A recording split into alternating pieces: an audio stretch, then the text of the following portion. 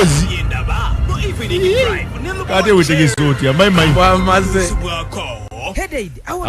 alese remote ya esi eningo n'omusuuda Rinze Fresh kirungo eky'obulezi obwaife obw'obutonde yesi remote ya esi Rinze Fresh alimu ebirungo eby'obutonde ebirwanisa omuuka omubi okuva mu kanwa n'okukuuma amaino n'ekibuno kyo nga biramu ekibuno kirina okuba kikutawanya Rinze Fresh ebatuusako byolabye ndaba naye nga wetegese kubanga kadukano ko kendiko yetegese tugenda kubuusa nnyonyi Rinze Fresh wetuli ebimuno bikuluma ako ka Rinze Fresh wakyo kalika n'ogenda kukana akatambula kakati no Rinze Fresh kali akalisi tuze ku Rinze Fresh mouthwash mutwe okuluma sorry ebimuno bikuluma mannyo gakutawanya kamwa kakuunya Rinze Fresh okigera bulungi nnyo genda mu pharmacy oba drug shop ekuli okumpi kasaka owuli atenga omutwe kubobba ebinyo bikuluma mugongo headache pink mu color oval mu shape nga asabikidde mu kapapula akeeru ngenda kutandika magambe ekyaleero mulina okubanga mukigumira ekyayo bengenda okwogera mulina okubanga muli steady ennaku zomwe ziri mekaroki 29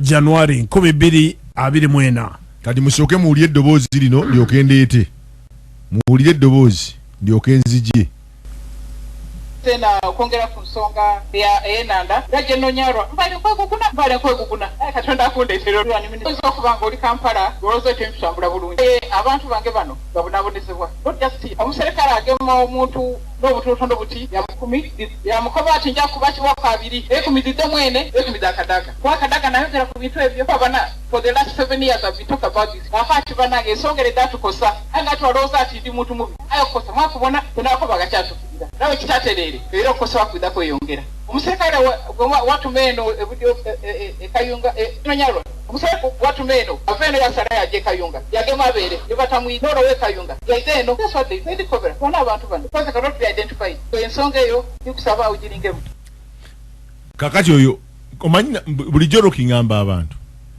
balowooza nti nze okwogera ku maama Kadaga oba balowooza ki omuwulire bwayogedde mpulira agambye nti ensonga ezalemesa Busogo GYA okuwa President Museveni akalulu bwe zinaagenda mu maaso tuli matigga katereezeemu nti ensonga ezalemesa President okufuna obululu buli bwe zigenda mu maaso era n'ekisanja ekiddako bwe bigenda obeera kakati ku mukolo nze kati abantu mabulire ebiri ku mumwa gw'abantu mu Busoga nze soogera bya muntu mulala ekiri mu bantu mu Busoga debate zonna abali ku social media platform abali mu zigalaji abali mu butale abali buli wamu bonna ekisooka where were the chairman LC5 tiba bafaako na banjula ba chairman ba LC5 muve mu kwerimba nti simanyi guno omukolo simanyi gwali simanyi gwa gwanga nkukubire kakumiro ekakumiro kyali kiri Prime Minister bwe yali ayogera bonna baweebwa omukisa si bonna ne Prime Minister bwe yali ayogera nti mwine maama Kadaga ali mu kigangu why did you introduce Kadaga in a very fashionable recognizable way dignifying way olese point that's a number olina ensonga waliwo oli abagamba temugezaako ne mwanjula Kadaga abere bubeezaawo nga kifaanani there are some people abaga okuwamba Busoga eno bajezze era batandise n'okuteekateeka ekiwandiiko bakitwale ew'omukulu kino ngena kyogera nga bagamba nti bo Kadaga si maama Kadaga takyalina vibe nkikuddemu maama Kadaga takyalina vibe mu Busoga anti bo kye baagala bawandiise bagala kuwandika ekiwa kubanga oli munnaabwe yabateekamu ssente waliwo abizannya ati waliwo aguzannya Abasoga bategedde azannya omuzannyo guno ogw'okugezaako okwabya maama Kadaga bwe mubanga muli Basoga muyina maama Kadaga wano ewammwe maama Kadaga akkiriza obagaana ayogera ne pulezidenti teyeetaaga appointment abadde mu bitiibwa byonna osegera buli kimachi kozi Lubowa ebadde background for some time nti ebusoga wano wabadde wembeera nti balina fight your own mulekerawo okulwanisa abamu kubanga tikali kubulika amazima nti bwaba mama Kadaga ali mu kidaala omaga gwamwaniriza nga bwega omwaniriza can you do that ekirala abasoga bagamba mama Kadaga yeddoboozi lyabwe libamanye nnyo. Why don't you give omuzindalo to mama Kadaga? Wazi tebamuwa ku muzindalo. Ati oli abagambe temuwa omuzindalo. Tebamuwa ku muzindalo. Ati bagumuwerawa. Oli abagamba temugezaako ne mukomya omuzindalo. Bino byenjogera ndi serious. Bwomuwa omuzindalo agenda kyonoona. Bino byenjogera biri serious. Anti ayogera point. Kubanga ati envudde nkube eddoboozi lye bwe yabadde ebuyende. Yabagambe. Bino ebigambo byennyini singa bamuwadde omuzindalo. Era byandigamye president ali kubanga buli jabigamba president kati wuliriza. Mukalulu ka 221 ebigambo byennyini ebyebikajjo ebyenyanja abavubuka obutaba na mirimu yabigamba president straight in maaso namugamba ebyabavubi ku nnyanja bakuba emiggo direct mu maaso nagamba n'ekirala n'enguudo mu Busoga okolebwako ekyo kyo kimanyi we have records. Mama bwe yamala okwogera bano ne bamugamba nti tukoze bubi tewandyogedde ebyo maaso g'omukulu onyiza omukulu. President Museveni bwe yabadde ennyinga yagambye eki yagambye nti abantu b'ennyinga bamuyimiriza ne bamubuulira ebikola ki ebibaluma. President Museveni tekyagamuwe weeta kundi ayagala mubuulira kituufu kikola ki kimutta kati mujja kuŋŋamba kyemugamba tabimanyi omukulu wakujjukiza mukulu wakujjukiza kati nakyo nkizeemu nti kasitamu nepankira Kadaga zembabuulira you are finished. Temulanga mwepankapanka wano musimanyi muyina ebitiibwa wano ebyo ebitiibwa biggwawo. Let me tell you some people here balina offices bajja kere nkyabagobe era bakomewo tufaanane era bajja kubagoba kati gwerinda akaluka 226 waliwo yakoze bulanda bagenda kubba ekigwa kyakiwulira. You cannot isolate bannabyabufuzi mu Busoga. You cannot. Ne mugaana okuintroducinga ababadde ku mikolo abagukozeeko abamuno mu Busoga. Abategesi. Abasulanga tebebase. Kesi ni points lwakubabwe namuga simanyi oba yiya n'abaatya. Okimanyi nti igeme yali ku mukolo guno nga y'omu ku bategesi. Yes. Era meeting zaatuulanga nnyo nga mwali amaweya. Mirembe Star yatuwanga wano. Omanyi nti Honorable Migereko yaliwo? Yes. Abannabyabufuzi kye beetaaga lindako bannabyabufuzi beetaaga butaala. Politics is all about someone being popular. You bring those people balete nti bannange recognize omwami no NRM chairman oweyiganga yani bagundi Haji Walubi kakati you know how can you avoid abantu ngabo? How can you avoid? Just recognize them. Ati kati bajja kugamba twaboogerako Kadaga tebamanjulira nga bijanjalo. You cannot introduce Kadaga like bijanjalo. You cannot. Kadaga is not bijanjalo. This is a woman who has worked so much for Busoga. Katikiro wa Busoga teyaliwo omukulu muvala because mwe je munakoma okujiwa Kadaga mujja kwesula muntata nakugambye Busoga na problem. People fight their own product. Wali wayagala okugamba nti pioneer nanyini Busoga muye mubi kati bano yabagamba temugezaako ne mwanjula Kadaga temukiriza kwogera kati kambere open Kubanga bwayogera agenda kwogera ku nsonga zennyine eziruma omuntu wa bulijjo bw'obanga oyagala kalulu osookera kwani era aba muntu wa wansi ozze okwesimbawo essebo abantu ba wansi tebannakumanyi kati bakumanyi baani bw'osookerako ng'oyagala akalulu awo ate sikutegedde anti kati kiri bwe kiti if I want kalulu I go to the leaders. You start with the leaders be bakuyunga ku line eddako ati be balina abantu bonafunire botatandikirako nze mbanja ya kalulu kangame mu Jinja North. I start with the LC1. Yes, that is I true. go to the councillors. Ne bakwanjula. I go to the nabachalas. I go to the big people mu government. Ne mu opposition. Kati kino ndi serious. Bino byenjogera sinze Lubowa abyogera. muntu wa bulijjo yabadde abyebuuza nti ono nga tebamwanjula n'abasanze kuba abantu ba bulijjo nga banyiivu nga bagamba nti maama n'agenda ebuyende ebigambo byayogedde ebyo by'amaanyi bwe bityo byabadde biwoomera wano tebamuwa kazi abyogereko wano bagamba Kadaga bamawaaki omuzindaalo ku mukolo ng'ogwo bandigambye nti Your Excellency Mwanyoko Rebecca alitwala Kadaga wali kabeko n'obugambo akubuuzeeko yawo nno because this was designed mwagala akalune mujja kugwa you cannot undermine kubanga MP abo opposition tebalabika you cannot undermine Igeme was around Honorable Igeme was around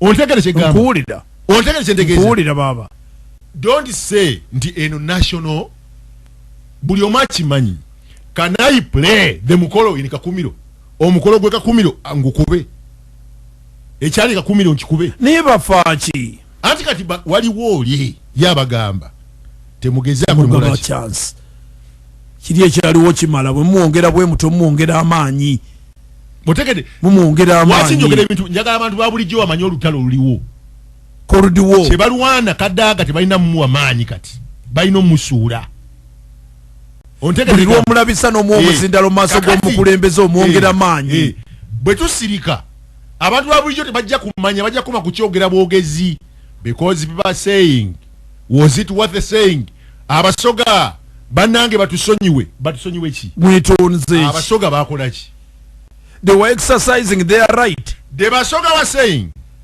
the fishermen are mistreating the soldiers are mistreating fishermen kunyanja yes that was one. Two, we are not getting enough from the sugarcanes. There's a problem. Three, the youth are unemployed. Were they wrong? Were they wrong? But were they wrong? Were they wrong? Kati olwaleero oli avaayo afuuse whistleblower afuuse eriiso lyabwe lirabe wala libagamba nti singa tetutereeza biri ebyatuleetera ebizibu luli wali omu scored tukomawo ate mu kimwe wali omu scored wali omu kye yakoze kwe kugamba president n'amujjukiza enguudo mu Busoga n'ateekamu speech eyiye wali omu scored okwongeramu ekirungo yes wali omu scored kakati mwe munagenda maaso n'okutya bajja bakuba ekigo basuule president ajja basuula akwatagane ne line president Museveni ajja basuula atambula na kitambula when you lose tajja kwesibako abantu b'ennyenga ne boogera ebizibu president mwachi yakoze yabadde alina kyabalaga nti kati mmwe you are talking a lot. You are talking a lot. I was on my way from Nyenga. These guys stopped me and told me their problems. What was the president expecting? Kumubulira nsonga Where zaabwe. Is the LC1? Omanyi president Yoweri Museveni is a sharp man. Where is the LC1 kyategeeza? Ambulira ensonga ezibaluma. Ye president yabalaba dda. Ebyo mwogera yabiwulira dda. Where is the LC1? Because omuntu wavirayo psychologically naga nti nabadde nzija ennyenga ne banyimiriza ne bambulira ebizibu byabwe nti mwe muli kuki nga nyanga kyabagamba ki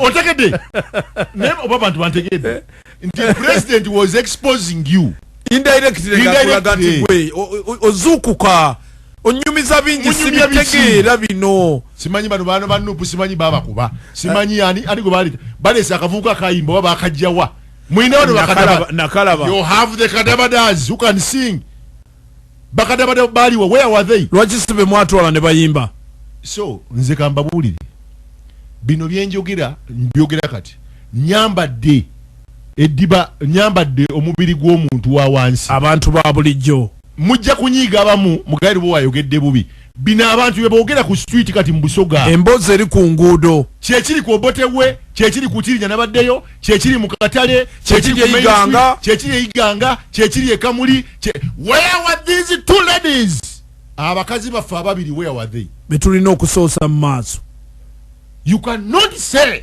nti omukolo gubira mu Busoga Kadaga n'atayogera now who is fighting who kati wachi mulwanisa wachi because indirectly muyinza okulooza mulwana naye at the end of the day mulwana mweka kyemukoze Kadaga wachi siwa movement kati mwaba movement mukuba wa omukolo guli wate guli Busoga sija asibuka yani abakulembera mu Busoga olwo singa abadde Luweero nzoli yankubirira Kadaga nga tumulije wayogera we Kampala ngati alaba mulwana kakati zene kitwala nga kirasi alaba mulwana muganda wange ogenda kudda ku nguudo leero ntuse ku street abantu mbadde ngazi yategese omukolo oyina mbuuza tetwabaddewo na MP waffe wa movement chairman wa gundi chairman wa NRM atenga atenga MP wa wano wakiyigeme tebamuwadde mukisa nengamba abo naye banne mwani badde mundeka sinze enkola ku ebyo sinze nategese emikolo sinze enkola ku ebyo oyina ngamba nti omanyi waki president yabadde ayogera ku nyenga